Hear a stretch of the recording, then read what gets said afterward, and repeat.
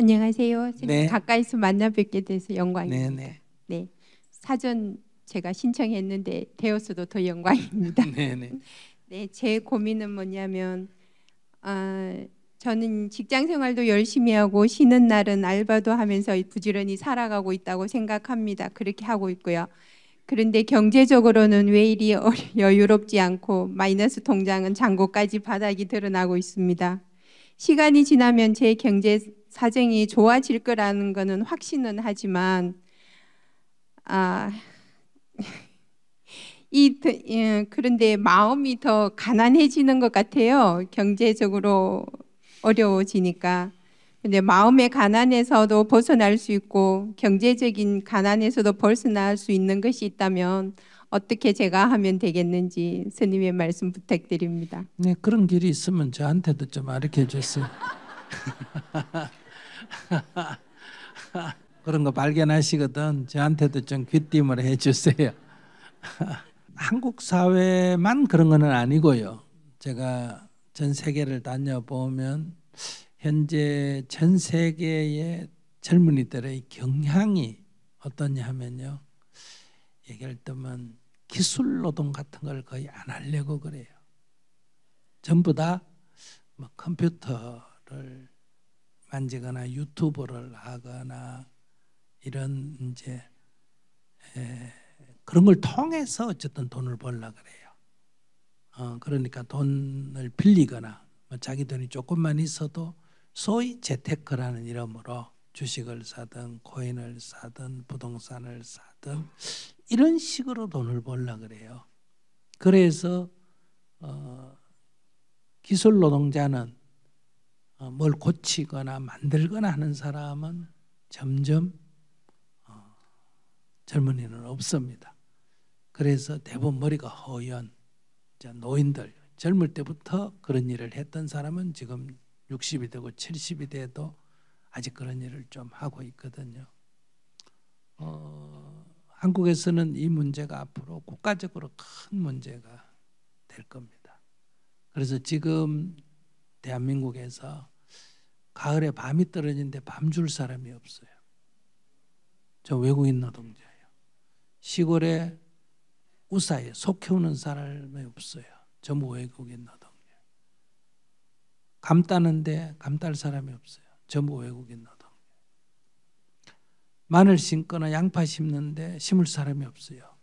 그동안에는 시골에 있는 할머니들이 좀 심었는데 이제 그분들 연세가 너무 들어가지고 전부 외국인 노동자예요. 이런 단순 노동부터 시작해서 뭐 파이프를 고치거나 전기를 설치하거나 이런 것도 노인들 기술자를 빼고는 젊은이는 없습니다. 지금 여러분들이 수도꼭지가 고장났다, 하수가 고장났다, 뭐가 잘못됐다 이렇게 하면 전화가 불러보세요. 재료비는 한 5만 원, 2만 원, 1, 2만 원 드는데 인건비는 7, 80만 원.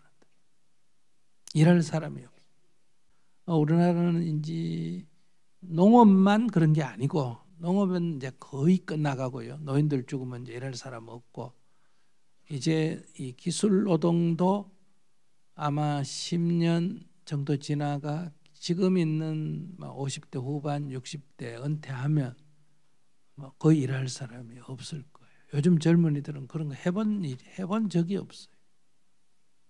이러면 이제 우리나라 기간 산업을 다 뭘로 한다? 용병 같은 외국인 노동자들로 다 운영을 하면 이제 국가가 앞으로 이제 무너질 수밖에 없죠.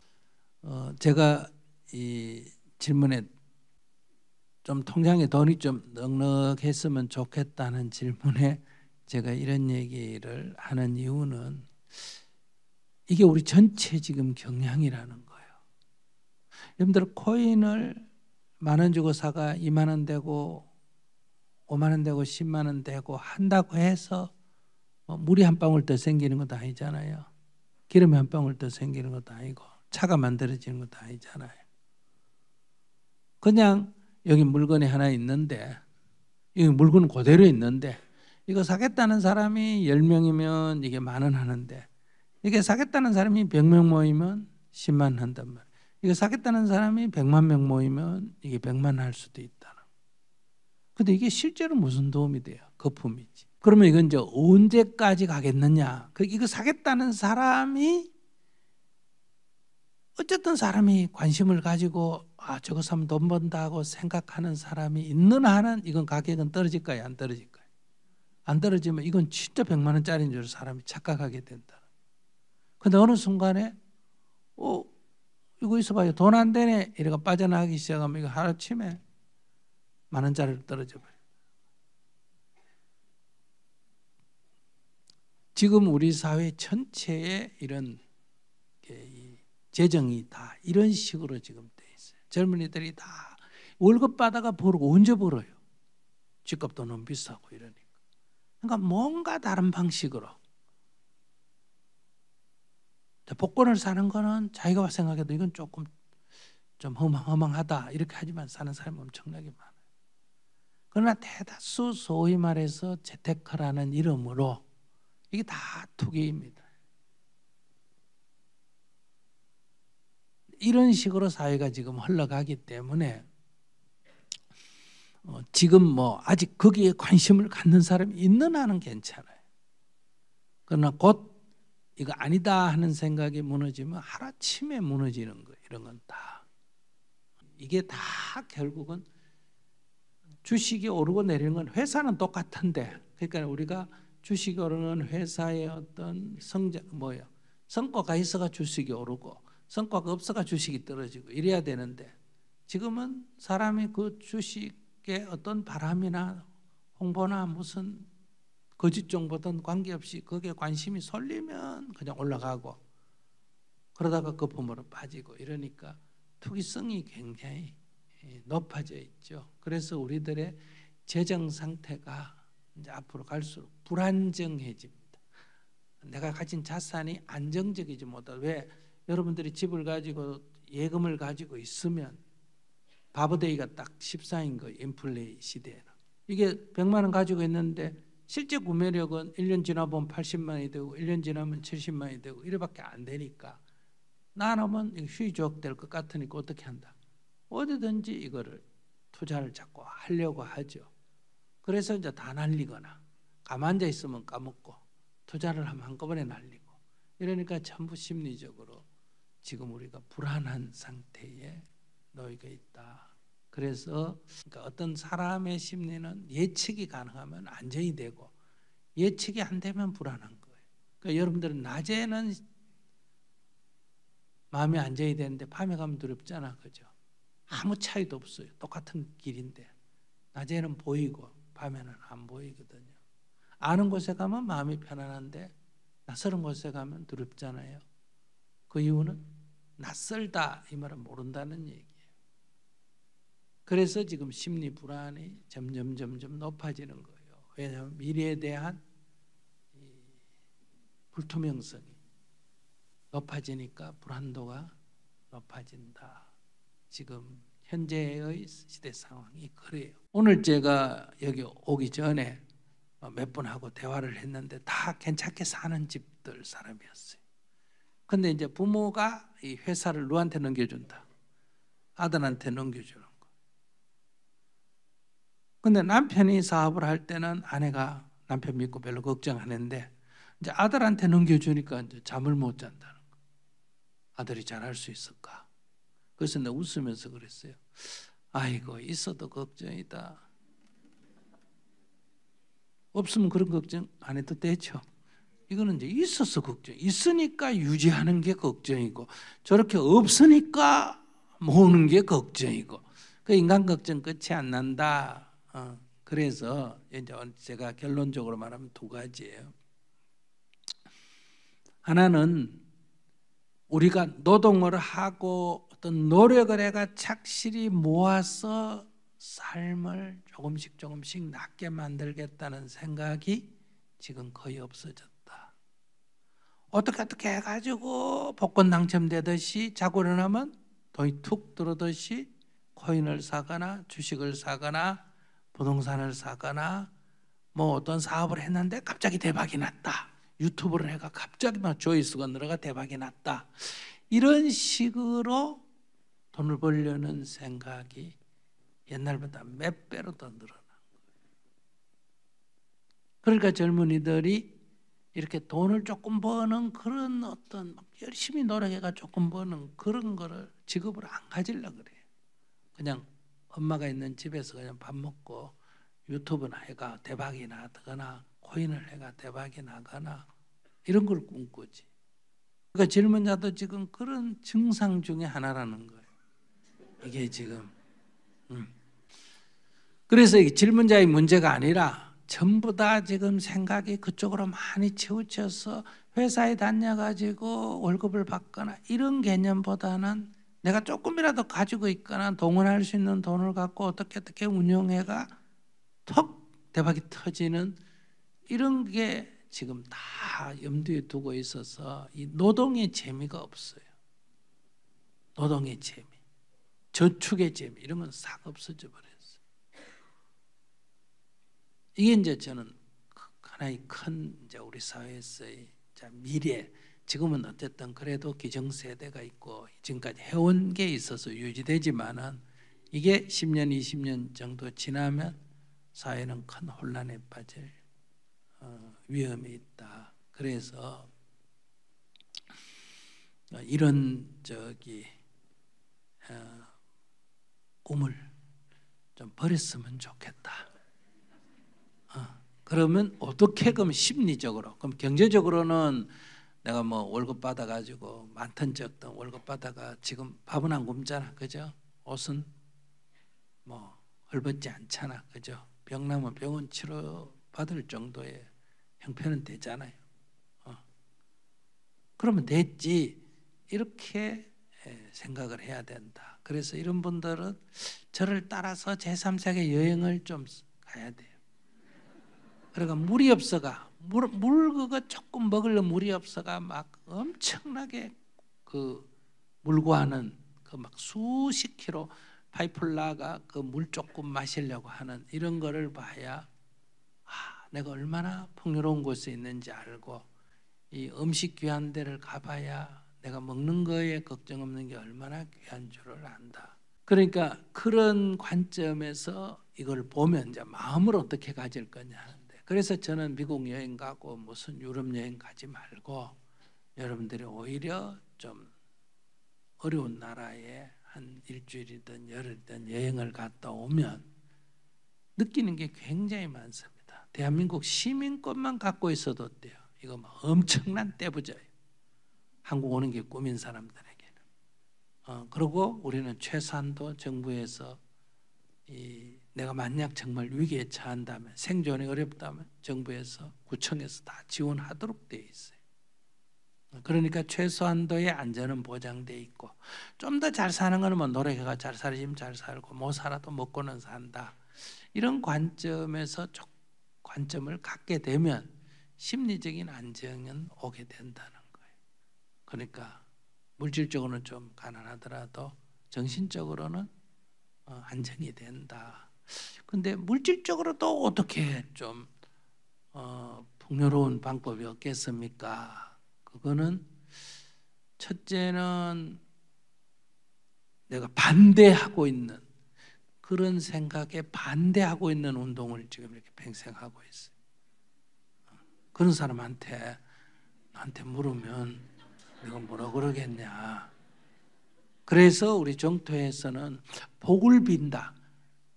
정토에 와서 봉사를 하면 복이 오거나 정토에 와서 뭐 보시를 하면 나한테 좋은 일 생길까, 이런 너희 와서 봉사하면 살았어든 죽었어든 다음에 좋은 일 생긴다 이런 말을 하지 않고 우리 정토가 유지가 됩니다. 종교라는 건 그런 얘기해야 유지되는 거 아니에요? 어떻게 생각해요? 여기 와서 네가 보시하면 복 받는다. 여기 와서 봉사하면 복 받는다. 이 생에 못 받으면 다음 생이라도 받는다. 하나님이 계시는 저편에 가서 받는다. 이 생에서 받는 건 요만하고 저기 가서 받는 건 크다. 이렇게 해가지고 사람을 다 이렇게 봉사시키고 하잖아요. 근데 그런 얘기를 일체 제가 하지 않는다. 그것도 다 인간의 욕망을 부추기는 거다. 이런 얘기. 그런 사람한테 돈 버는 얘기를 물었다. 첫째, 나도 잘 모르고, 두 번째, 알아도 절대로 안 가르쳐 준다.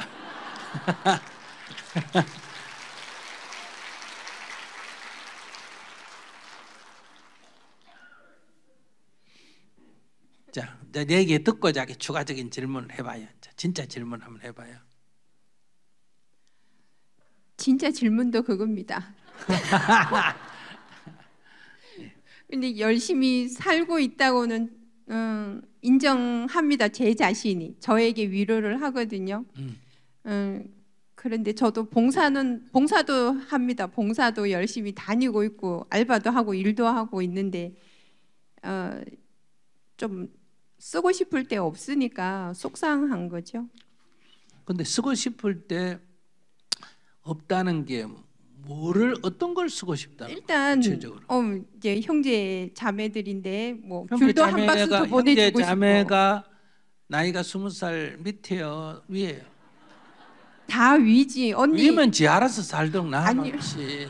자기가 걱정할 일이 아니에요. 아니 언니들이 저인데 워낙 잘해주니까 잘해주는 건 지가 좋아서 잘해주는 거야. 그 신경 쓸 필요 없어요. 저도 잘해주고 싶어요. 없는데 어떻게 잘해줘? 그러니까 그게 잘못됐다는 거예요. 일단 욕심인 것 같긴 하네요. 말씀 들어보니까 제 욕심. 욕심인 것 같은 게 아니라 욕심이에요. 아 그래. 욕심이란 거는 내가 돈을 많이 벌겠다가 욕심이 아니라 내가 공부는 안 하면서 좋은 대학에 가겠다는 게 욕심이라는 거예요. 내가 뭐가 되겠다는 거는 욕심인지 원인지 구분이 안 돼요. 근데 그걸 할 수 있는 어떤 대책 없이 그걸 하겠다 그러면 욕심에 들어가고 왜 안 될 거니까 그러면 괴롭다 이거예요. 근데 어떤 목표를 세워도 그걸 자기가 성취를 하면 이거는 욕심이 아니라 원이라 그래요. 그러니까 뭘 원한다. 불교에서 욕심을 버려라 이러니까 불교는 뭘 원하면 안 되구나 이렇게 생각하면 안 돼요. 내가 돈을 100만 원을 벌었으면 하는 거는 그냥 자기 생각이에요. 근데 그걸 자기가 벌 수 있는 어떤 계획을 하고 설계를 해서 그걸 벌 수 있는데 못 벌었다 그러면 괴로운 게 아니고 뭐가 잘못됐지? 그럼 다시 해볼까? 안 되고 또 안 되네. 그럼 이래 봐야지. 이러면 괴롭지가 않다는 거예요. 끊임없이 그 방향으로 연구해 가면서 나아가는 거는 원이라 그래요. 그 원을 가지면 여러 가지 기술이 늘어나고 방법이 늘어나고 경험이 늘어나기 때문에 힘이 붙는다 해서 이걸 원력이라 그래요. 원력. 그래서 원력보살이다 이렇게 말하거든요. 근데 욕심 뭐냐? 안 되면 좌절하고 절망하면 전부 욕심이에요. 그게 안 됐을 때 괴로우면 그건 무조건 욕심이라는 거. 볼펜 하나도 내가 남 주겠다고 했는데 그걸 못 줬다고 내가 괴로우면 그건 욕심이라는 거. 그러니까 욕심하고 원의 차이가 뭐냐? 그것은 안 됐을 때 괴로우면 그건 욕심이고 안 됐을 때 괴롭지 않으면 원에 들어가는 거예요. 안 됐다고 괴로운 게 아니거든. 안 되니까 이래 안 되네. 저래 볼까? 이게 연구라는 거예요. 그러니까 탐구하는 사람한테는 좌절이나 절망이 없습니다. 그래서 실패는 성공의 어머니다 이런 말이 나오게 되거든요. 그러니까 동생에게 주고 싶다 그거는 괜찮아요. 근데 못 줬다 언니에게 못 줬다고 그게 내가 괴롭다 하면 그건 자기가 욕심을 부리고 있다. 그러니까 자기가 지금 욕심을 부리고 있다. 줄 수 있으면 주고 못 주면 그만이고 이렇게 돼야 되는 거예요. 또 상대가 주면 감사하다 그러고 안 줘도 미워하면 안 돼요. 왜냐하면 작은 벌레도 토끼도 다람쥐도 남의 도움을 갖고 살아요. 자기 힘으로 살아요. 모든 생명은 자기 힘으로 사는 게 생명의 본질이에요. 그런데 딱 한 가지만 도와줘야 되는 경우가 있어요. 그것은 새끼인 경우만. 성체가 되면 안 도와줘야 돼요. 그렇기 때문에 우리가 남을 돕는 거는 새끼인 경우에 안 보살피면 이거는 동물도 안 하는 짓이고 그 다음에 어른이 됐는데도 돕는다 그러면 그거는 동물도 안 하는 짓인데 그건 좋은 일이라고 선행이다 이래 말해요. 근데 선행은 선택사항이에요. 하면 좋지만 안 해도 괜찮아요. 감사합니다. 제가 욕심을 많이 부리고 있었던 것 많이 부리고 있습니다. 감사합니다.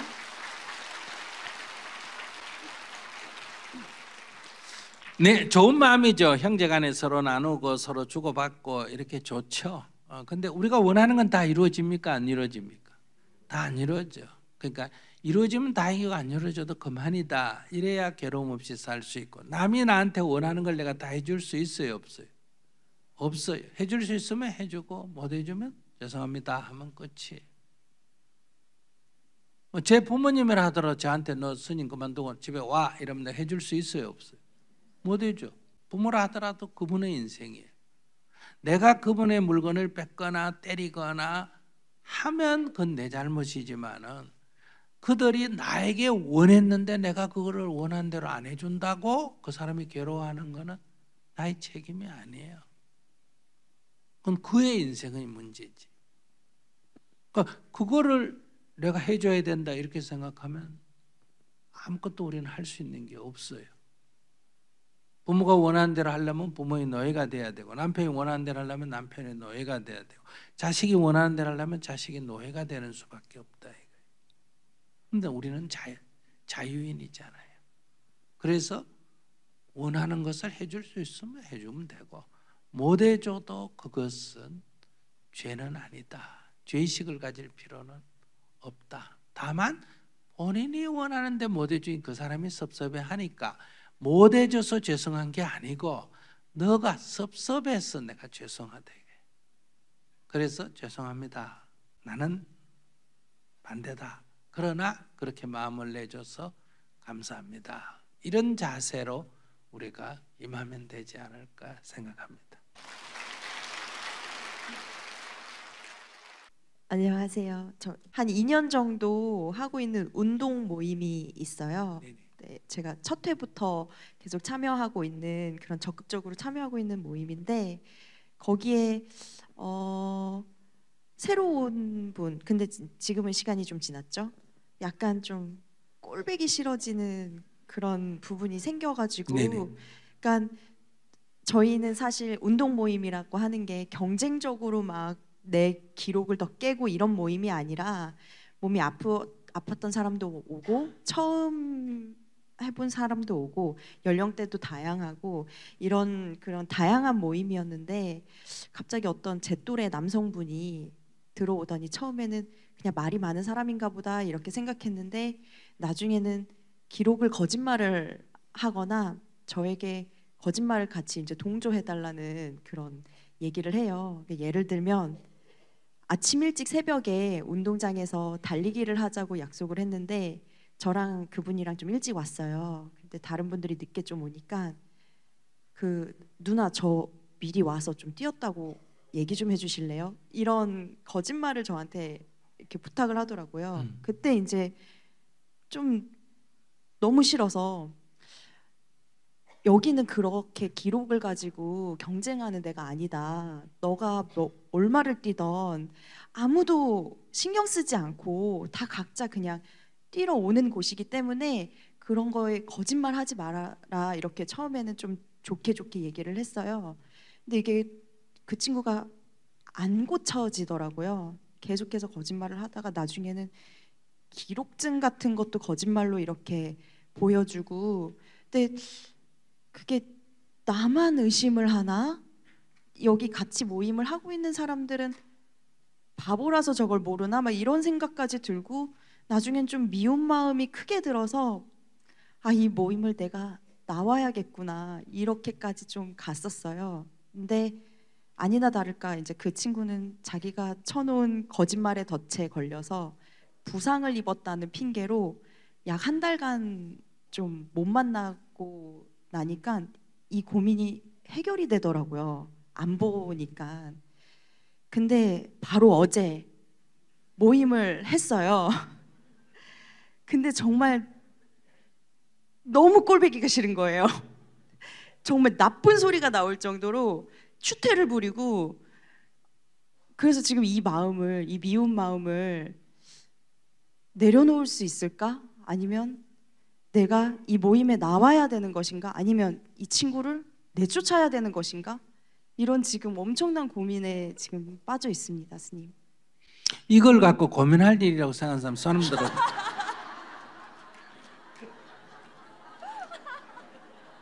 손 한번 들어봐. 이런 거 이거 큰 고민이겠다. 와, 저래가 어떻게 사노? 이런 사람 손 한번 들어봤어. 근데 자기가 처음에 얘기했잖아. 여기는 다양한 사람이 모였다. 그 다양함에 이런 사람도 들어가야 안 들어가요? 그 자기가 말하는 다양함이라는 거는 자기는 완전히 자기중심적인 생각이에요. 예를 들면 나이가 많고 젊다, 여자와 남자가 있다, 이런 뭐다? 다양성이다. 다양성에 너무 몇 가지만 딱 정해놓는 거예요. 그러니까 이런 사람도 이런 성격의 사람, 자기 선전을 하거나 뭐 자기를 좀 내세우려 하거나, 이것도 사람 가운데 다양한 사람 중에 들어가야 안 들어가요? 그러니까 자기가 제일 첫 번째 말한 우리의 모임에는 다양한 사람이 모였다는 말에 자기의 지금 관점이 안 맞다는 거예요. 그럼 자기가 다양한 사람이 모였다 이런 말을 안 해야 돼. 우리는 처음부터 정직한 사람만 모인 것입니다. 이렇게 말을 해야 돼. 그런데 부정직한 사람이 왔기 때문에 제가 불편합니다. 이렇게 말을 하면 앞뒤 말이 맞는데, 제일 처음에 말할 때 우리는 다양한 사람이 모였습니다. 이래놓고는 지 마음에 안 들면 어때요? 이 나쁜 놈이다. 이게 첫째 말이 안 되고, 그 다음에 아침에 일찍 와가지고 운동을 뛰는데 누나 이따 사람들 오거든, 우리 좀 일찍 와서 운동했다고 얘기해 줄래? 그게 뭐 큰일이야. 알았다, 내가 얘기해 줄게 이러면 되지. 그거 일찍 왔다고 한마디 해준다고 내일 전쟁 나요? 내일 아침 주식이 떨어져요? 그러니까 자기가 쫌생이지, 그 사람은 아무 문제가 없는, 그 사람은 그런 말을 안 하면 좋지만은 그런 말을 하는 사람이고, 내가 그런 사람 말을 듣기 싫은 나의 문제지 그게 무슨 큰 문제예요. 알았다, 내가 얘기해 줄게 라든지, 안 그러면 그래 이러놓고 말을 안 하면 되는 거예요. 그 별로 중요한 얘기 아니잖아. 그러니까 그걸 가지고 여기는 그런 곳이 아니야, 여기는 어떤 곳이야, 이런 거를 농담에 목숨 거는 사람들이에요. 농담으로 그러면 한 얘기인데 농담으로 안 받고 진담으로 받아가 변명을 하고 이래.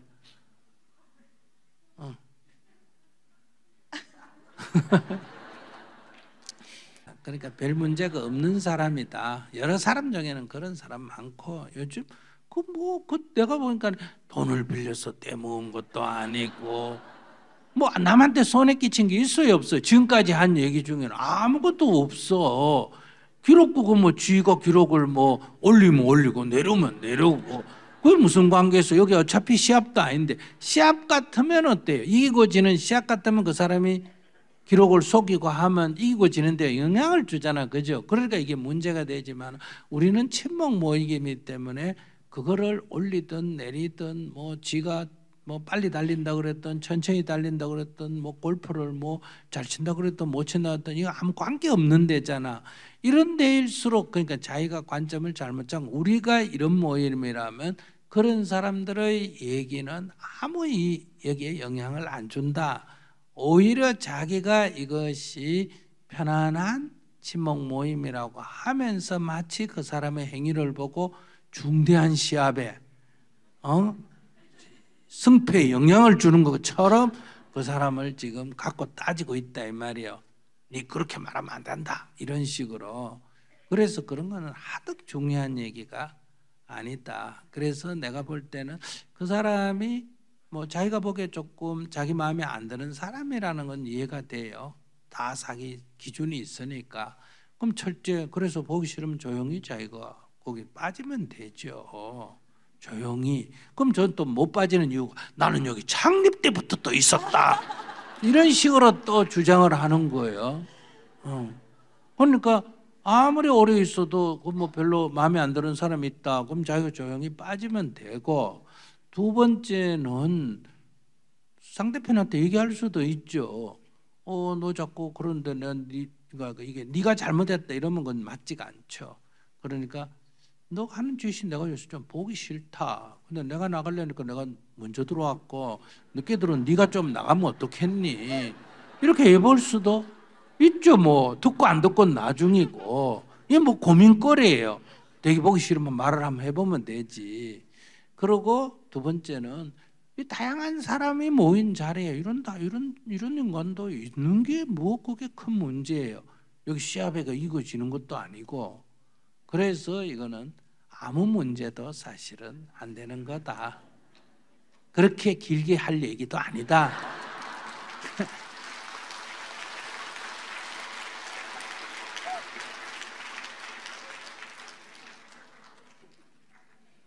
할 말 있어 해봐요.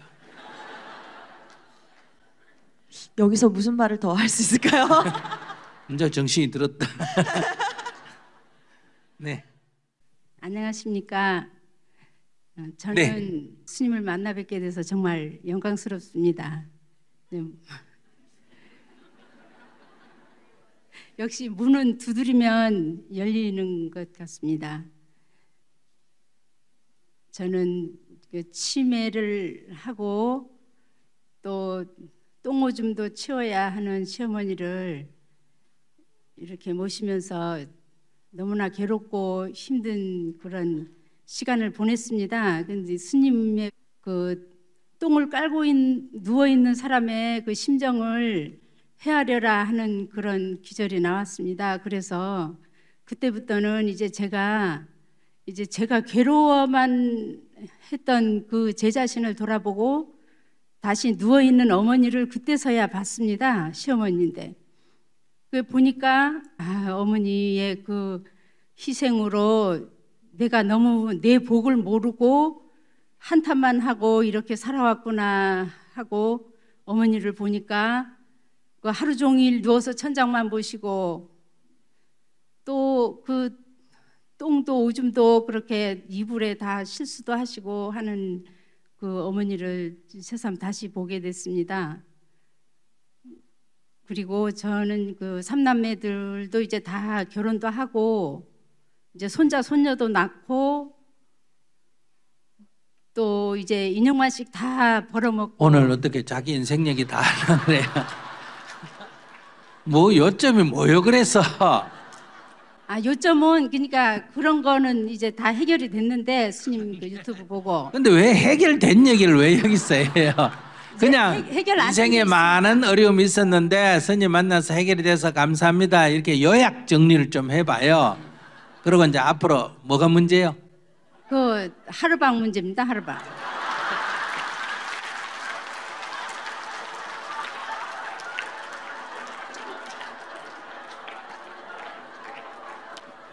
얘기하세요. 그 하루방이 그 당근 마켓이라는 게 있습니다. 당근 중독. 그 당근 마켓에서 이제 물건을 그 중고 물품들을 많이 사드립니다. 그래서 제가 뭐 여장씨 수준이다라고 맨날 말하는데 그 집에도 마켓 물건, 그 과수원 입구에도 마켓 물건. 창고 하나만 예를 들고 말씀드리겠습니다. 그 창고가 제주도 그 귤 창고가 직사각형입니다. 이 바닥 모양이 그 직사각형인데 그 북쪽 벽에는 그 장롱 2개 그것도 본가온 거. 장롱 2쪽. 또 남쪽 벽에는 그 책장 2개 본가온 거. 그 책장에는 뭐 농기구도 정리하고 이렇게 칸칸이 그렇게 되니까 뭐 그건 그렇다. 벽에 붙어 있는 거니까 그렇다 친데 그 하루는 이제 그 러닝머신을 트럭에 싣고 와가지고 이제 저보고 같이 내리라고 했습니다. 가서 보니까 그 러닝머신이 그렇게 무거운지 저 처음 알았습니다. 이게 진짜 헐어도 너무 헐고 저 청색 테이프로 막 여기저기 막 감았고 그 감아놓은 것도 완전히 너덜너덜 해가지고 진짜 저가 웬만하면 폭발하는 성격이 아닌데 그걸 보는 순간 진짜 이거 얼마 주고 샀냐 하니까 5만 원 주고 샀다 해서 이거 진짜 내 속으로 이거 5만 원 버리려고 해도 이거 5만 원은 줘야 되겠다 이렇게 생각해서 막 열불이 나는 거예요. 진짜 그래서 내가 그때 이제 한 5년 됐습니다. 그거 생각해 보니까 창고 한가운데 그걸 놓으니까 전기선도 이제 콘센트가 뭐니까 막 그 길다란 전기선 가져오고 막 이렇게 설치해서 하더니만 딱 운동한 건 3일.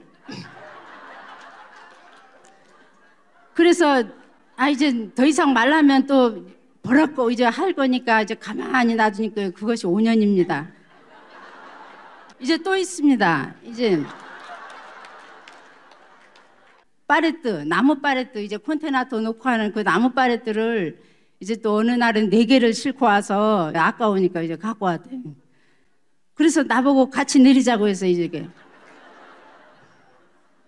그래서 내리면서 보니까 그리고 그 파레트도 진짜 없으면은 제가 말을 안 하는데 그 창고 구석으로 저 천정 닿을 정도로 그 플라스틱 파레트가 쌓여 있습니다.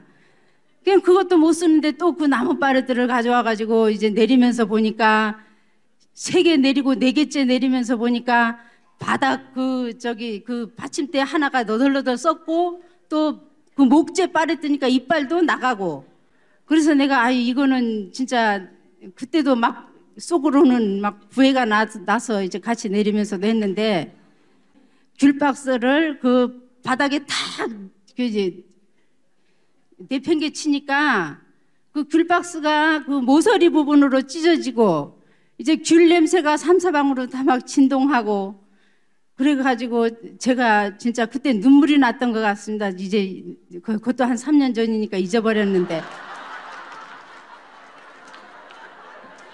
언제 3년 아직도 5년 전에 3년 전에 얼마나 더 하실라 그래요? 아니, 그거는 중요한 게 아니고. 그럼 뭐가 중요한 거예요? 중요한 문제는 그것이 지금도 거기 놓여 있어서 제가 거긴 귤을 보관하고 이제 제가 포장을 하고 이렇게 보내야 되는 창고인데 그렇게 하고 이제 뭐라고 하면 버럭하고 이제 그것이 너무 등치가 커서 내가 버릴 수도 없고 이제 그렇게 해서 제가 뭐 이거는 일부이긴 합니다만은 그런 생활이 계속되니까 제가 너무 답답하고 이러니까 또 저한테만 하는 게 아니고 아들들은 이제 제주시 쪽에 사니까 이제 제주시 쪽에 그 당근 물건이 나올 때는 이제 그거 퇴근하는 길에 그거 갖고 와라 어디 가서 이렇게 하면은 애들은 진짜 맞벌이 하면서 정말 진짜 너무너무 뭐하게 사는데 그렇게 하니까 제가 너무 괴롭습니다. 네네.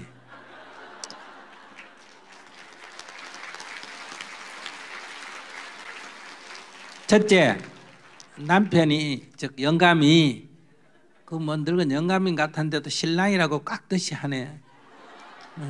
영감님이 자기 마음에 안 든다. 그건 다 이해가 되죠. 자기 마음에 안 든다. 그건 이해가 돼요. 나도 여기 세상 사람 보면 마음에 안 드는 사람 많아요. 근데 세상 사람이 다 내 마음에 들 수는 없어요. 또 내가 좋아서 만난 사람도 아내나 남편도 내 마음에 다 들 수는 없어요. 근데 영감하고 만나서 처음에 결혼할 때는 연애 결혼했어요? 중매 결혼했어요? 그 사람 여동생하고 친구였습니다. 뭐라 그러나? 누구하고 친구? 여동생 친구. 그러니까 오빠, 친구 오빠. 친구 오빠. 그러면 그래 어떤 친구 오빠인데 어쨌든 그땐 괜찮아 보여가 결혼했어요? 억지로 했어요?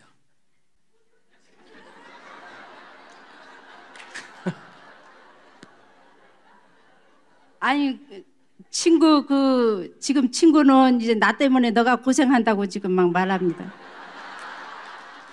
아니 그래 어쨌든 그때 봤을 때 괜찮아 보여서 했어요? 싫은데 억지로 했어요? 괜찮아 보이는데 그렇게까지 할 줄은 몰랐습니다. 오케이. 첫째 괜찮아 보여서 했다. 두 번째 지금까지 살아오면서 주로 귤농사 짓고 살았어요? 근데 남편이 귤농사 짓는데 뭐 어느 정도 농사를 잘 지었어요? 내 평생 애를 먹였어요? 이것도 스님 법문 중에 나온 말인데 그 스님 법문 중에 그 저기 똥을 20%만 담고 깔랑깔랑 이렇게 다니는 사람 그런 유형이고 저는 이제 80% 90%를 담고 낑낑거리면서 다니는 그런 스타일입니다. 근데 그 스님 법문 중에 누가 옳다 그랬어요?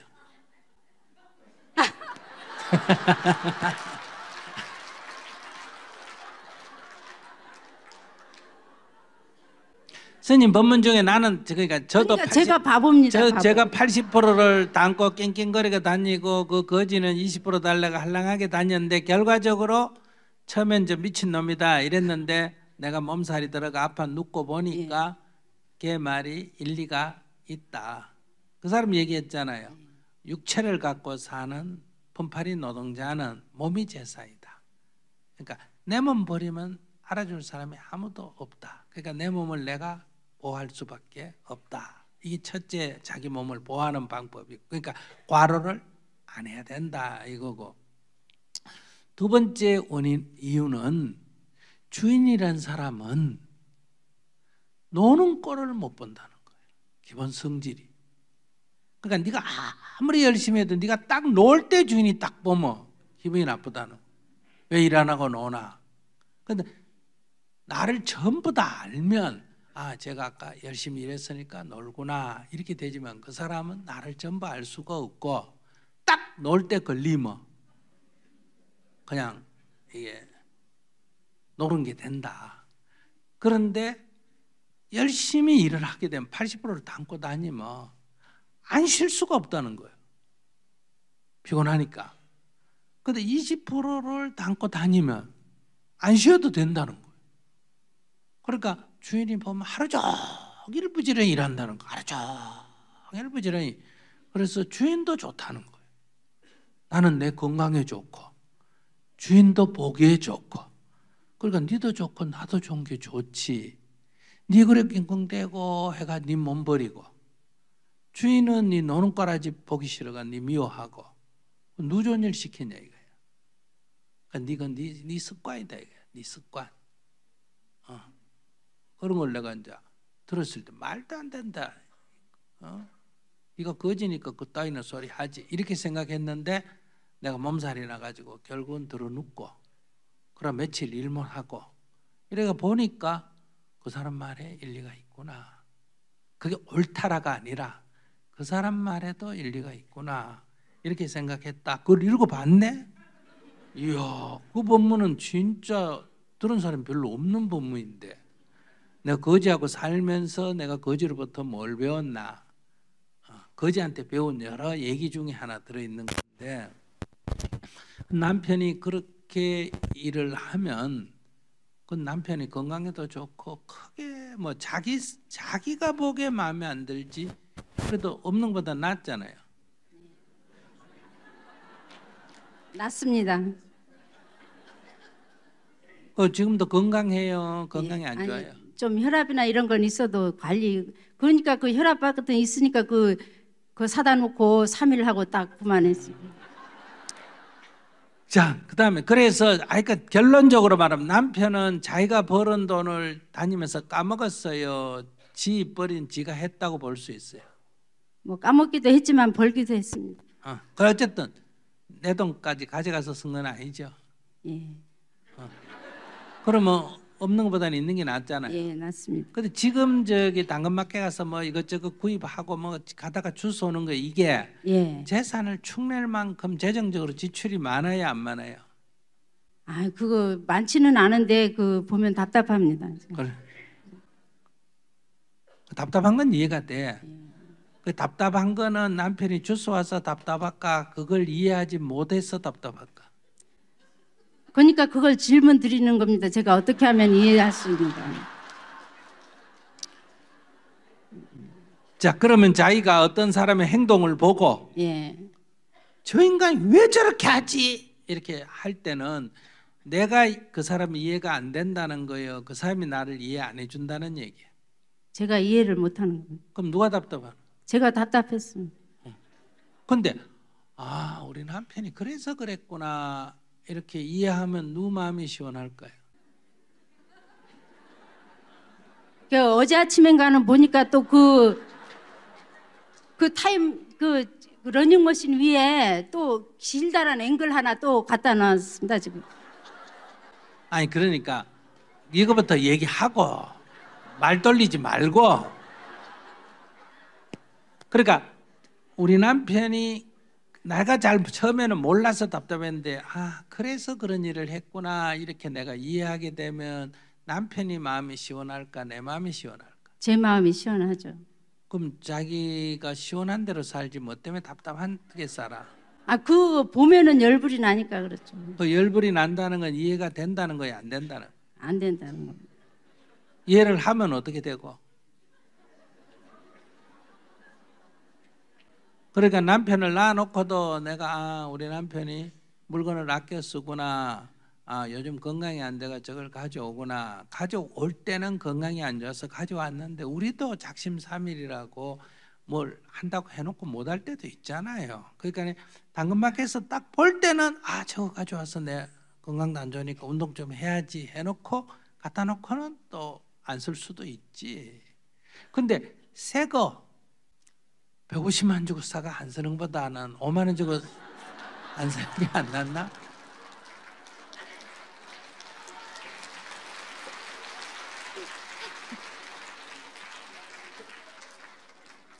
지금 새 거 사다 놓고 안 사는 사람 얼마나 많은데.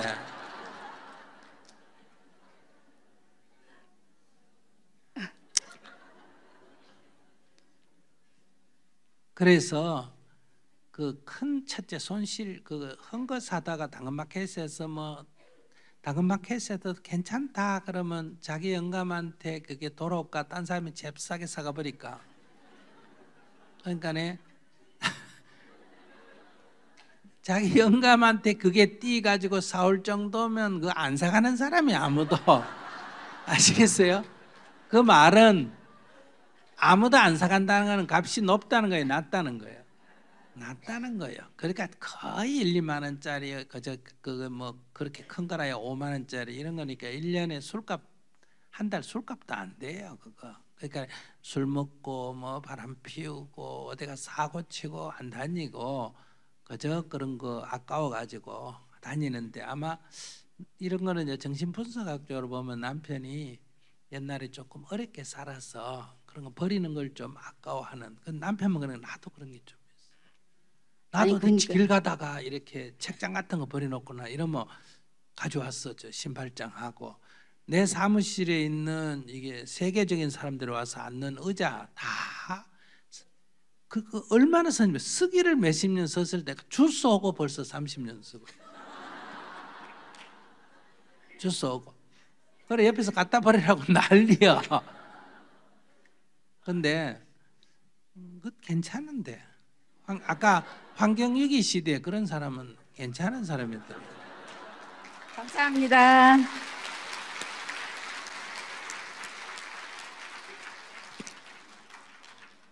지금 영감 흉 보는 게 아니라 영감 자랑하려고 나오셨죠? 우리 영감 이렇게 물건을 아껴 쓴다. 그러니까 어차피 자기가 이런 거 하지 말라고 잔소리 했을까 안 했을까? 했죠.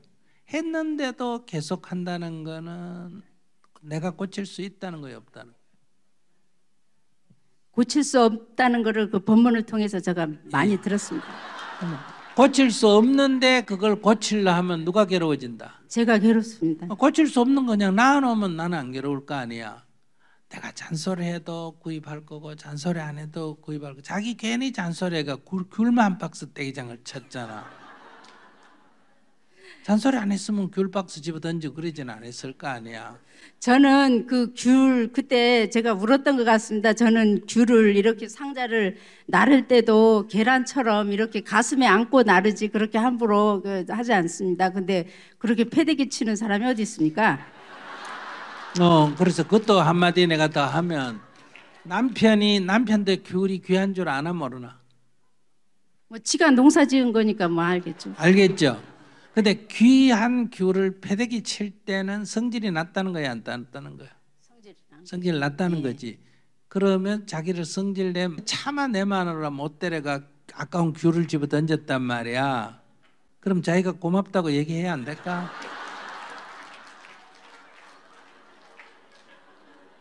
어떻게 아까운 거를 패대기 칠 수 있냐 이렇게 말하지 말고 아이고 여보 고마워 나를 못 데려가 귤을 던졌구나. 아이고 그래도 그 성질 나는 중에도 내 생각 해주네. 이렇게 얘기 좀 해보지. 그게 사실인데 아무리 귤이 아깝지만은 마누라보다는 덜 아깝다는 거예요. 이렇게 약간 유머스럽게 좀 해봐. 사실이고 그게. 그러니까 이 사람을 때리고 싶은데 차마 못하니까 딴 걸 집어 던지는 게 인간 심리거든요. 그때 아이고 그래도 나를 사랑하구나. 저 화났는 중에도 나를 생각해 주구나. 이 생각이 딱 돌아가면 눈물이 푹 날 정도로 고마운데. 그 생각 안 해봤죠? 저는 그때 귤이 아까워서 울었습니다. 그러니까 귤에 미쳐가 그런 거예요. 그러니까 시어머니를 아픈 시어머니를 내가 똥오줌 빠는 내가 낫지 똥오줌 받아내는 시어머니가 더 어려울 거 아닌가 이 본문을 듣고 생각이 바뀐 것처럼 귤을 집어던지는 남편을 보고 차마 나를 못 데려가 아까운 굴을 던졌구나. 그래도 그 화나는 중에도 내가 귀한 줄은 내가 굴보다 귀하니까 자기를 놔놓고 귤을 던졌을 거 아니에요. 귤이 더 귀했으면 누가 맞았을까? 그렇게 생각을 해야 돼. 이거 바꿀 수가 없어. 70 넘었다며. 내일 모레 70, 내일 모레 70. 그래 안 바뀌어. 그러니까 손에 안 끼치는 정도로 생각하고 사세요. 알겠습니다. 예. 감사합니다. 스님 안녕하세요. 예. 저는 지난주 목요일에 있었던 수능을 치른 재수생입니다. 제가 생각해보면 감사합니다. 스님, 저는 제 짧지만 20년 인생을 돌아보면 저는 어렸을 때부터 꽤 잘 나갔던 것 같습니다. 저는 학생 때 대회에서 수상도 많이 하고 전교 1등도 해보고 중학교 때는 전교 부회장, 고등학교 때는 전교 학생회장을 맡았었습니다. 그래서 항상 제가 특별하다고 생각했습니다. 그러던 작년, 제가 원하던 학교에서 떨어지는 경험을 했습니다. 그래서 제 20년 인생에 처음으로 큰 실패를 겪었고 스스로가 패배자가 된 기분이 들었습니다. 저는 매사에 최선을 다하고 그때마다 항상 결과가 좋게 나왔는데 작년처럼 열심히 노력했음에도 결과가 좋게 나오지 않았을 경우 제 마음을 어떻게 다스릴 수 있을지 스님께 여쭤보고 싶어서 이 자리에 나오게 되었습니다. 네, 원래 성적은 잘 나왔어요? 네, 작년보다는 잘 본 것 같습니다. 잘 나왔으니까 또 높은 데 내야지, 그지? 그지? 잘 나왔으니까 높은 데 내야 될 거 아니야? 네, 제가 지금까지 살아온 상식에 의하면 그렇습니다. 그래. 그러면 또 떨어지면 또 삼수하면 되겠지. 그러니까 원래 등수랑은 없어. 상대적인 거지. 그러니까 두 사람이 길을 가다가 한 사람이 앞서고 한 사람이 뒤서면 앞에 가는 사람 뭐라 그래? 뭐하노 빨리 좀 오지 이렇게 얘기해. 뒷사람 늦다고 생각하겠지. 그러니까 뒤에 가는 사람 뭐라 그럴까? 뭐하러 빨리 가냐고 할 것 같습니다. 뭘 그리 서두르노 이러겠지. 사람이란 건 항상 이렇게 자기를 중심으로 해서 사물을 보는 거예요. 뭐든지. 근데 우리 뇌 구조가 그렇게 돼 있어. 그래서 내가 뭘 잘못했을 때는 가능하면 그거는 안 드러내려고 그래. 100을 잘못했으면 아예 오리발 내먹으라. 안 그러면 10점 잘못했다 이렇게 말하고 싶어. 근데 잘한 일은 어떠냐? 10점 해놓고 100점 했다고 선전하고 싶어. 우리 심리가 다 그래. 나만 그런 것도 아니고 너만 그런 것도 아니고 우리가 다 그래. 그러고 내가 피해를 입은 거는 생생하게 기억해. 엄마가 언제 야단친 것까지 다 알아. 근데 엄마한테 물어보면 내가 언제 그랬노? 기억도 못해. 기억을 했다 하더라도 다 니를 위해서 했지 이렇게 말을 해. 그래서 가해하고 피해가 전혀 틀려. 이거는 인간이 엄마가 나빴어도 아니고 겉으로는 내가 잘못했다고, 속으로는 니만 잔소리 안 해도 내가 왜 이렇게 했어, 네 애교만 있었으면 내가 왜 이렇게 했어, 이렇게 속으로는 생각한다. 이게 인간이 나쁜 게 아니고 잘못해놓고 저게 잘못한 줄도 모른다가 아니라 우리의 뇌 구조가 그렇게 생겨요. 앱이 그렇게 깔려 있어. 자기도 모르게 자꾸 자기를 변명하도록 돼 있어. 근데 그게 왜 그러냐 하면, 이제 자기 같으면 어릴 때부터 아이고 잘한다, 공부 잘한다, 공부 잘한다, 예쁘다, 예쁘다, 예쁘다 이렇게 이제 잘하면 자기가 예쁜 줄 알고 있잖아. 공부 잘한 줄 알고 있잖아. 그런데 이제 공부 잘한 애까지만 모였어. 그럼 시골 초등학교, 시골 중학교, 뭐 지방 고등학교까지 1등을 했는데 전국으로 모여가 대학 시험을 치거나 어떤 일을 하면 자기가 잘한다 소리 듣기 어렵잖아. 그지? 그 나보다 더 잘하는 사람이 있으니까. 그러면 이게 열등의식이 엄청나게 커지는 거예요. 보통 사람은 그렇게 중간에 해도 열등의식을 안 느끼는데 서울대학교 같은데 갈수록 이렇게 열등의식이 심해. 그 이유는 그건 잘한 애만 모였기 때문에. 그러면 성형을 어떤 사람이 많이 할 것 같아요? 우리같이 대충 생긴 사람이 많이 할 것 같아? 우리가 볼 땐 저 사람이 왜 성형하나 이쁜데 이런 사람이 많이 할 것 같아? 저 사람이 왜 성형하나 이쁜데 이런 사람이 많이 해? 아주 뭐 흉터가 생긴 사람이 아닌 경우는 왜 그럴까? 어릴 때부터 이쁘다 이쁘다 이쁘다 이쁘다 이래 들었는데 배우하고 비교해 보니까 어때요? 눈이 약간 적어. 그런 눈을 수술했어. 눈을 수술해놓고 전체 맞추 코가 약간 또 문제야. 아까 눈에는 이게 괜찮았는데 이 눈에 이 코는 좀 작아. 코를 딱 수술해놓고 보니까 여기가 약간 나와서 턱을 조금 깎아야 돼. 이렇게 해서 이제 성형 중독이 걸리는 거란 말이에요. 그래서 어릴 때 이쁘다 소리 듣고 공부 잘한다 소리 듣고 하는 사람들이 인생이 불행도가 훨씬 높아. 특히 요즘 아이돌이 있죠. 이런 사람들은 열에 한 명도 인생을 행복하게 살 가능성이 없습니다. 부모라면 이런 데 보내면 안 돼요. 어릴 때 유명해지면 그 아이돌이 성공한 케이스일수록 더 위험하다는 거예요. 어릴 때부터 유명해지면 평생 그 과거의 어릴 때의 그 기억을 갖고 평생을 불행하게 살아야 되는 거예요. 그건 자기도 지금 그럴 위험이. 그러니까 이게 계속 좋은 대학 가서 또 거기서 또 하고 가다가 이제 어느 수점에 가면 이제 좌절할 수밖에 없는데 이게 지금 대학 시험에서 좌절된 건 결과적으로 인생 전체에서 보면 잘된 것과 못된 것과 잘 된 것 잘된 같습니다. 거예요. 이게 뒤에 가서 일어날수록 피해가 커. 그래서 이걸 감사하게 생각해. 내가 환상에 젖어 살다가 남의 시선만 의식하고 살다가 내가 내 인생을 모르고 그냥 남의 시선, 남 소리만 듣고 의식하고 살았구나. 그걸 이게 시험에 떨어졌다, 좌절했다, 실패했다 보지만 그걸 내가 자각할 수 있도록 돌아볼 수 있도록 기회가 주어졌구나. 기독교 신자라면 하나님 감사합니다 이래야 돼. 이 고통 속에서 인간은 고통을 겪을 때만 하나님의 진정한 소리를 들을 수 있다 이런 말도 있거든요. 이 잘 나갈 때는 미처가 정신이 없어가지고 자기를 잘 몰라.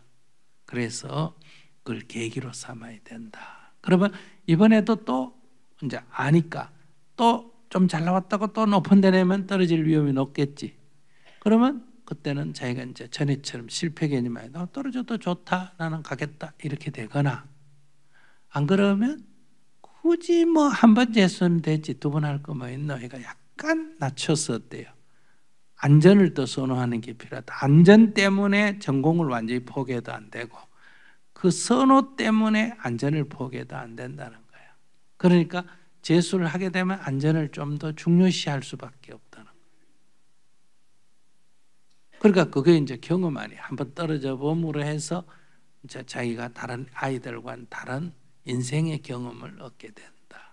이제 이런 거를 살린다면 이건 이제 복이다. 그러니까 하나님이 우리에게 주신, 부처님이 우리에게 주신 복은 꼭 성공이라는 이름으로 오는 게 아니야. 때로는 실패라는 이름으로 또는 재앙이라는 이름으로 복이 온다. 그래서 여러분들이 재앙이 복인 줄 알면 인생 끝난 거였지. 더 이상 두려워할 게 없다. 그래서 조금은 이제 이거를 실패는 성공의 어머니라 그러잖아. 그죠? 이 실패를 통해서 우리는 자꾸 새로운 거를 자각해 나갈 수가 있다. 그런 데서 실패했다 이런 생각을 하면 안 돼. 나를 돌아볼 수 있는 어떤 기회를 얻었다. 이런 관점에서 보면 좋겠다 싶어요. 감사합니다. 근데 뭐 시험하면 떨어진 게 지금 큰일인데 한 30년 후에 재수한 게 큰일일까 큰일 아닐까? 아무 일도 없어. 내 친구 주위 중에 재수 삼수한 사람도 있는데 그때는 큰일인데 30년 지나면 아무 일도 아니고 이 위기를 극복해가지고 앞으로 한 10년, 20년 지나가 늙어가 이래 돌아보면 그게 별일일까 별일 아닐까? 별일 아니야. 근데 문제는 이제 지금 별일을 만들 건지 별일 아닌 걸 만들 건지는 나한테 달렸다. 이런 얘기. 예, 스님 덕분에 괴로움이 많이 사라졌고요. 저는 스님의 그 미래를 보는 통찰력이 너무나 좋습니다. 그 예전에 하셨던 법문인데 그 인공지능 시대를 7, 8년 전에 이야기를 하셨습니다. 그래서 그때 이제 필요한 것이 창조성과 창의성을 말씀하셨는데요. 그 관점이 2024년인 지금에도 유효한지 궁금하고요. 또한 그러한 능력을 기르려면 우리가 어떻게 해야 될지도 좀 듣고 싶습니다. 네, 창의성이나 창조성이라는 것은 이제 자각을 근거로 해야 됩니다. 시험에 떨어졌는데 떨어졌다, 실패했다 이렇게 가면 안 일어나고 이렇게 돌아보는 내가 나에게 사로잡혀 있는 것으로부터 내가 한번 돌아볼 수 있는 이런 자각을 기초로 해야 창의성이나 창조성이 생기고 자립정신이 생긴다 이렇게 말할 수 있어요. 그래서 아이들을 키울 때 정답을 안 줘야 돼요. 정답을. 그러니까 이거 해봐라 이랬을 때 애가 이렇게 했을 때 그 틀렸다 이러면 안 되고 그런 방법도 있었네. 그렇게 생각할 수도 있네. 그래서 생각이나 방법에 대해서 자유로움을 줘야 돼요. 다만 지적을 할 때는 네가 앞에서 말한 거하고 네가 뒤에서 한 거하고는 앞뒤는 모순이다. 이거 자기 스스로 모순이다. 아까 얘기한 대로 다양성을 얘기해놓고는 획일성을 주장할 때 이거 모순이지 않느냐 이런 정도 지적하는 거 외에는 맞다 틀렸다는 얘기를 안 해야 창의성이든 창조성이 발생을 한다. 이렇게 볼 수 있고요. 그 다음에 여러분들이 스스로 알아차린다. 내가 약간 고집이 세나? 내가 약간 욕심 많나? 이렇게 자기가 자기를 알아차리면 변화가 가능합니다. 이러면 변화가 한다가 아니라 변화할 가능성이 있다는 거예요. 근데 옆에 사람이 네 고집이 세, 너는 욕심 많아 이런 거는 들어도 이 아까 뇌의 구조를 얘기했죠. 방어가 됩니다. 내가 왜 욕심 많아? 내가 왜 고집이 세? 또 반드시 다음에 뭐가 나? 니는 고집이 없나? 니는 욕심 없나? 욕심 없는 사람이 요새 누가 있노? 이런 식으로 늘 자기를 방어하는 이 사유체계가 우리에게 일어나요. 그렇기 때문에 아이들에게 이래라 저래라 이렇게 한 거는 힘으로 일시적으로는 되는데 조금 시간이 지나면 용술처럼 튕겨서 다 원래대로 돌아가 버려요. 그래서 여러분들이 아이들이 사춘기가 딱 되면 엄마가 말하면 아니야 하고 반발을 한다. 그러면 여러분들은 욕이 어디 엄마 말도 안 듣고 이런데 그렇게 하면 안 되고 아이가 마음에 어릴 때 내 얘기에 동의를 못했구나. 심리가 약간 억압이 됐구나. 그러니까 이제는 반발을 하구나.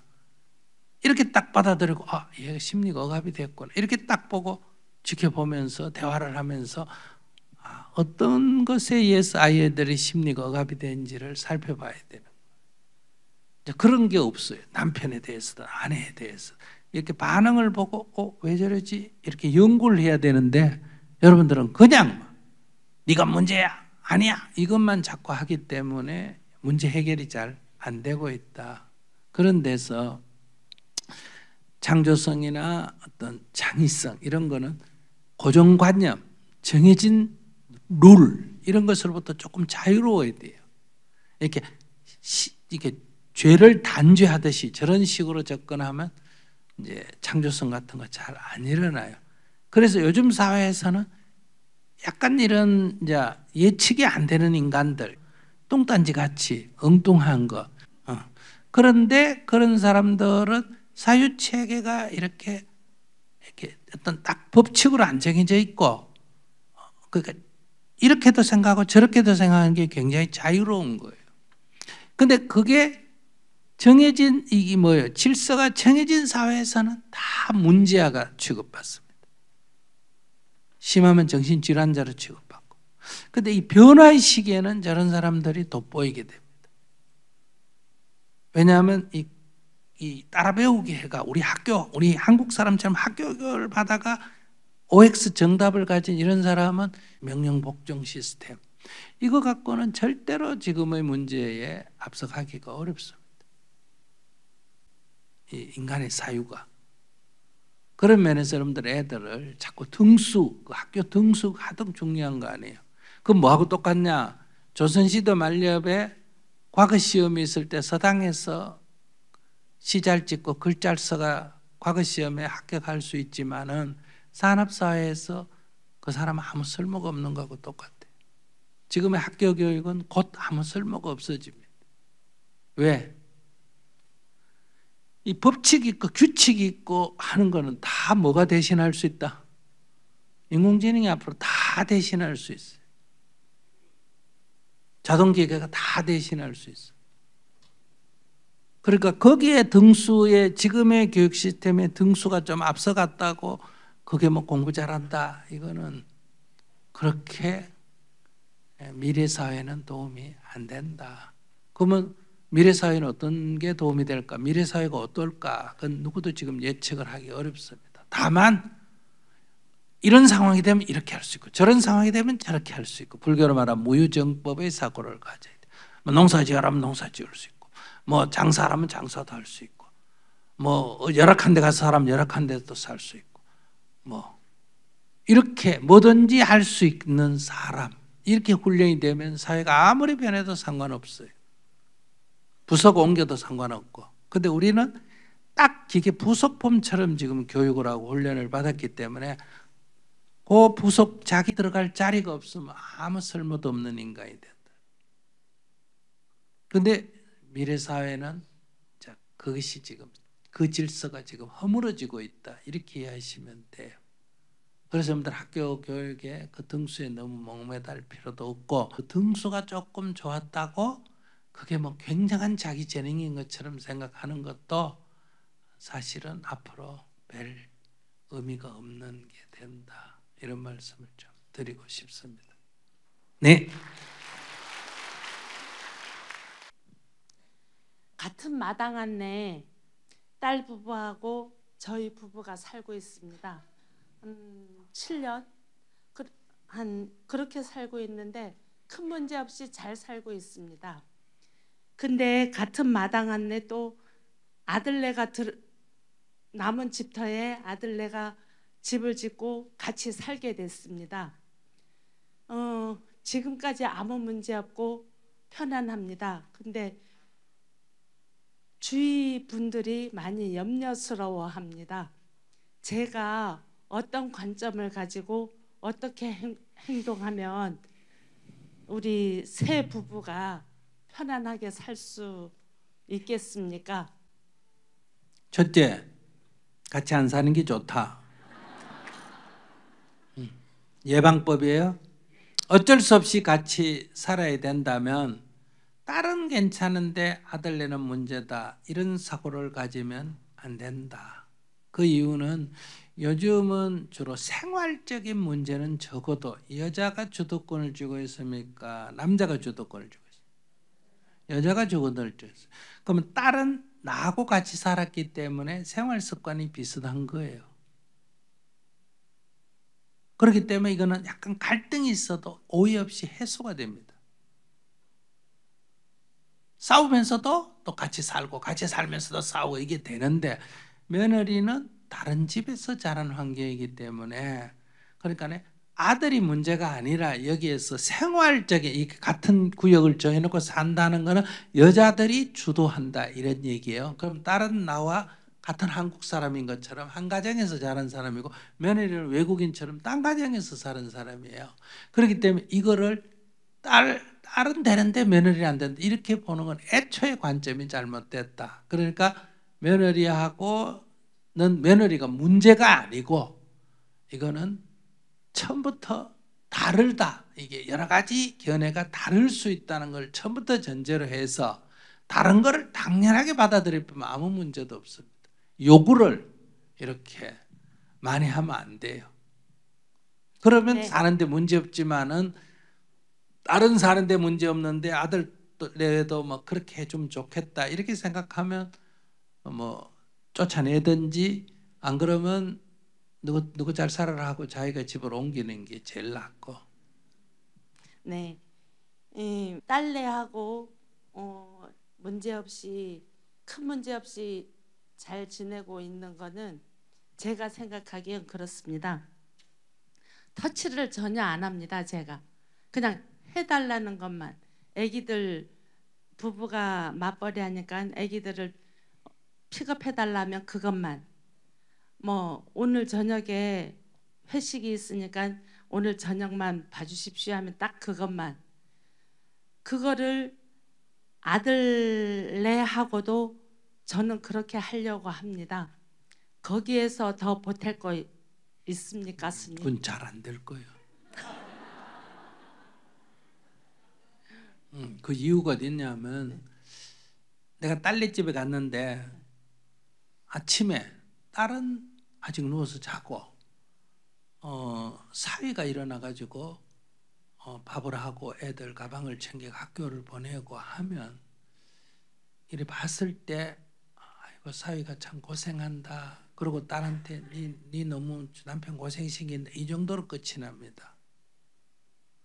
근데 며느리 집에 딱 갔는데 며느리는 퍼질러 자고 아들 일어나가 밥하고 애들 가방 챙겨가 보내면 눈이 확 뒤집어져 버려요. 이게 딸네 집에 가서 보듯이 그렇게 안 봐집니다. 우리의 그 고정관념이. 그렇기 때문에 자기가 얘기하듯이 그렇게 잘 안 된다는 거예요. 그러면 억지로 그렇게 하더라도 속으로는 불편한 거예요. 그러면 아들네 집에 아예 안 가면 됩니까? 안 가면 좋지만 안 갔지나. 안 갈 수 있습니다. 마당 앞에 있는데 어떻게 안 가? 그냥 원수가 진 것도 아닌데. 아니 그냥 지기들 볼 일 있을 때 오고 저는 안 가면 그럼 딸네 집에도 안 가야지. 근데 그게 어떠냐 하면 딸네 집에는 가고 아들네 집에는 안 가면 며느리가 생각할 때는 차별한다 이렇게 생각하고 딸네 집에 안 가고 며느리 집에 뭐 오면 이 사고 인간 사고가 그렇다는 거예요. 그러면 왜 우리 집만 자꾸 와서 귀찮게 하나? 이렇게 되기 때문에 균형을 맞추기가 내가 객관적으로 하는 게 균형이 아니고 상대가 어떻게 생각하느냐에 따라서 이건 달린 문제이기 때문에 자기가 조절을 하면 돼요. 이렇게 가보기도 하고 안 가보기도 하고 간섭을 해보기도 하고 안 해보기도 하면서 항상 상대를 살펴야 되는 게 눈치 보라는 게 아니라 이게 오니까 불편하구나 하면 안 가는 쪽으로 선택을 하고 안 가니까 약간 좀 서운해하구나 하면 가끔 가주면 되고 이러지 안 가면 된다, 가면 된다 이렇게 정할 수가 없다는 거예요. 자기가 딱 수행자니까 이렇게 그 무유정법이라 그래요. 해보면서 이렇게 부작용을 이렇게 보면 어떤 부작용도 안 일어난다 이렇게 생각하면 그건 경직된 사고. 인간은 살면 반드시 갈등이 있을 수밖에 없는데 갈등을 어떻게 하면 줄이느냐, 안 가는 게 줄이느냐, 늦게 가끔 가는 게 줄이느냐 자주 가는 게 줄이느냐 이렇게 보면서 조절을 해야지 가면 된다 안 가면 된다 이렇게 정하면 안 된다. 감사합니다. 네.